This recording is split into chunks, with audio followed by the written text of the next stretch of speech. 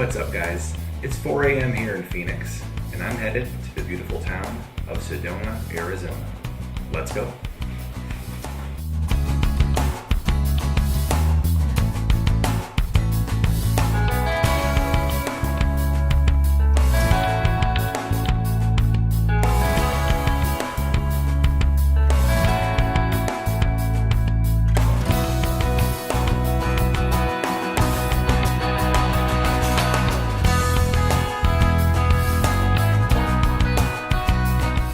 I took the Cibola Pass Trail, I think that's how you pronounce it.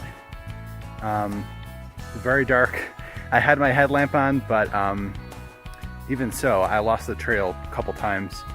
But there's so many trails around here and there's so many ways to go. There's no really one true path. So I got to my first vista point overlooking some of the rock faces that I want to get photos of right behind me. There should be an area a little bit further up the trail, maybe I could reach it in about 10 minutes, where I'll get a nice vista without any trees in the way, and we'll see what we could do with that. Sunrise is in about 20 minutes, 25 minutes, so I gotta act fast. Let's go.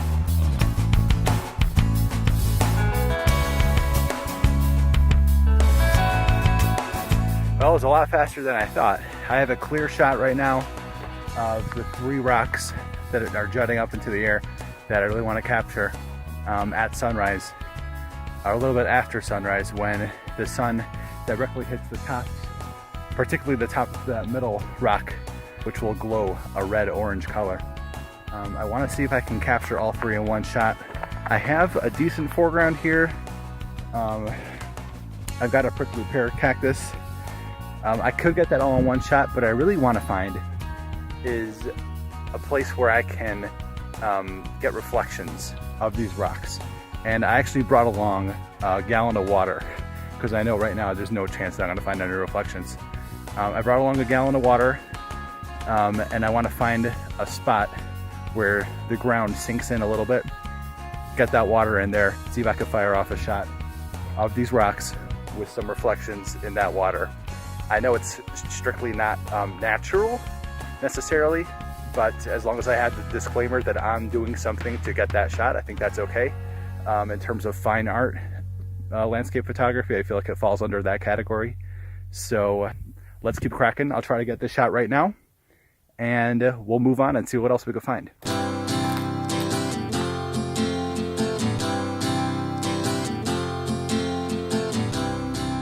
Looks like I'm not going to be able to get that shot with the reflections. I couldn't find any source on the ground where I can get that water in to get those reflections. So instead, I'm gonna head back to the spot that I was before with those prickly pear cacti. And I'm trying to just get the sunrise shot there. There's another shot basically from the same spot facing northeast. There's some other cool rocks behind me right there. I'm gonna try to find an opening for those. And see if I can get some light on those too. So we'll see what happens. So I'm all set up here at the spot that I found to be best. It's by that prickly pear cactus. I have my camera set up right here. It's very low to the ground, as you can obviously tell.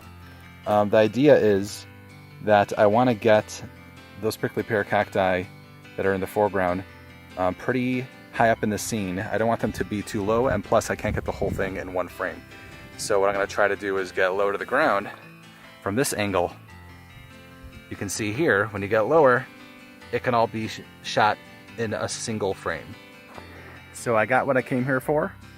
I got that shot with the sun hitting those cliffs, as you can clearly see behind me. It's happening right now. I was worried that the clouds were going to obscure that, but we got a little lucky, a little break in the clouds. So got that shot nailed.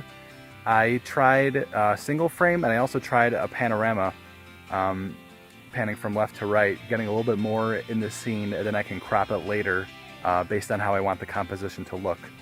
I also got a shot facing the other direction, where there's also some really nice sun hitting some of those cliffs. So I might even try to get another one. It looks like there's some great shadows going on with some of those trees on that cliff. So I might use the 70 to 300 lens I used it before in a couple shots. I'm not sure if they turned out well or not. If they did, you'll see them on the screen. If not, you won't.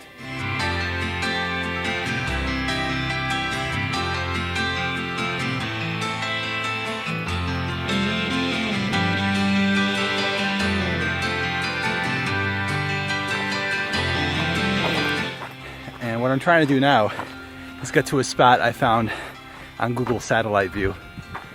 There's some really cool pockets in a rock face somewhere along this trail. It's not really a trail. I'm kind of making my own trail here. But there's some sort of path that I can get through. Bigging myself up a little bit, but not too bad. And we'll see if I can get to that spot. Shouldn't be more than a couple minutes away. So we're gonna keep going here and we'll see what happens. The sun is well up now. I'm probably not gonna get any shots that are portfolio quality at this point. However, still scouting some areas around here. And bottom line is, I'm outdoors. It's gorgeous weather, 60-ish degrees, 65 degrees in Sedona. I don't mind.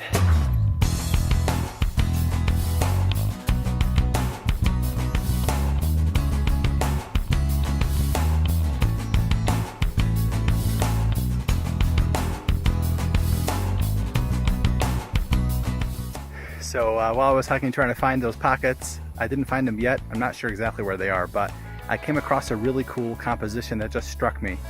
There's this lone tree kind of standing at the edge of a cliff, and it's backlit from the sun. I know the sun is very strong, but you can try to see what I have going on the camera right now in live view. It just kind of stuck out at me. I'm going to probably focus stack it because I can't really get everything sharp with the rocks in the foreground with the tree and then the background as well. The rocks are too close. The tree is in the midground, mountains in the back.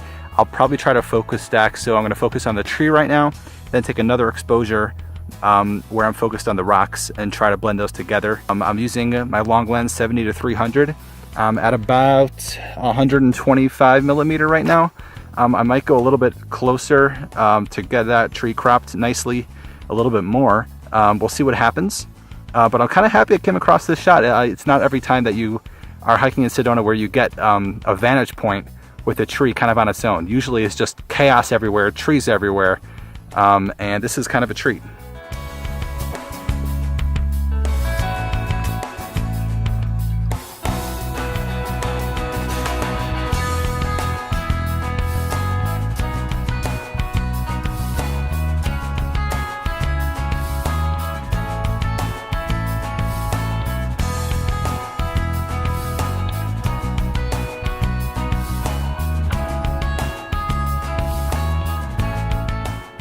So I'm pretty sure this is the area where I thought those pockets would be. You could kind of see them, but of course on satellite view, they were a lot more prominent and they looked really, really cool, almost like a hexagon effect of sorts, kind of like what you see in Death Valley by Badwater Basin. That's what I was had in my mind at least, to get that kind of shot with this in the foreground, where these kind of hexagon shapes, the ridges lead you into a subject, but clearly that's not the case. So don't always trust Google Satellite View.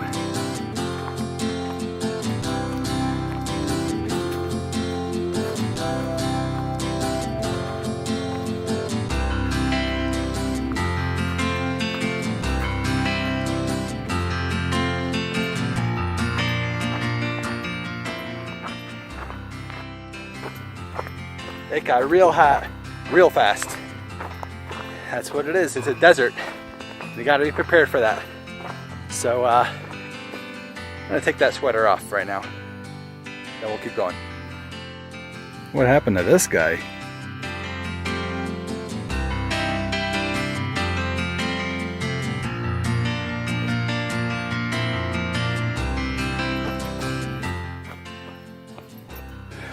Made it back to the car. It's quite a trek. I ended up taking a wrong turn on the trail. I went down about 10-15 minutes. It looked like the trail. I saw footsteps, but clearly it was not going the right direction. I think it was going north. I had to go east. Backtracked, and I heard people. So then I knew that I was close to the parking lot.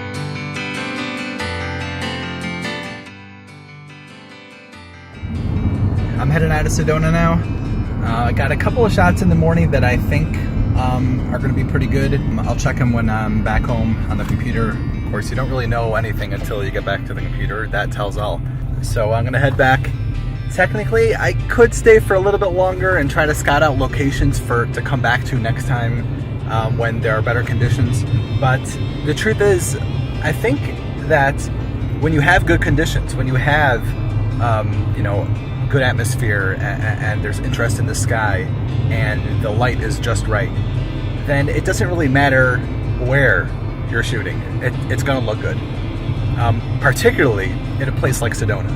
I mean, you just look around and there are photo opportunities everywhere. And if you have the right conditions, you'll have money shots every time. So I think spending a lot of time and effort trying to find particular locations like a tree or a rock or some sort of cliff in a certain direction that will look cool for a future photo, I think it's more important just to kind of wait, have patience, come back when the conditions are right, and then just head out and try to shoot something. Obviously, there is merit to scouting out good compositions beforehand. I'm not denying that. There's no question about it. I've done it myself. Now's not the time for that. So we're going to start heading back, and we'll see what we got.